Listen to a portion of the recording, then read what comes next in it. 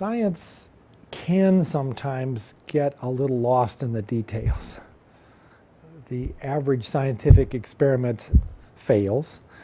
The average project is pretty into the nitty-gritty.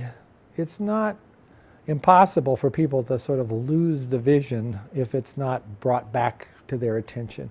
That's one of the tasks of the leader, is to say, you guys are doing great work. You just came up with this new observation about this new thing that nobody knew before. But let's step back a minute and say, why are we all here? What is this about? Science is this glorious adventure into the unknown, the opportunity to discover things that nobody knew before. And that's just an experience not to be missed. But it's also a motivated effort to try to help humankind. And maybe that is just by increasing knowledge, because that's a way to make us a nobler species. But maybe it's also to come up with something that will have a practical benefit. And for me as a physician, a lot of the motivation for science is that it ought to do something for human health.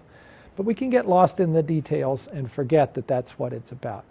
Certainly that's one of the roles a leader needs to play, especially if things are kind of not going very well. People are frustrated and the experiments haven't worked, or the answer wasn't the one you wanted. Your hypothesis turned out to be wrong, or your test tubes fell on the floor, or whatever it is.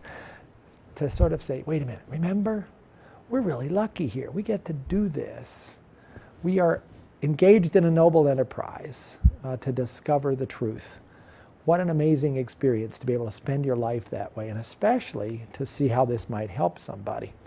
That's part of what the leader has to do. Remind you when you're a little bit distracted by the infinite details that what you're really doing is something special, something that probably throughout the course of history very few people have been given the privilege of doing.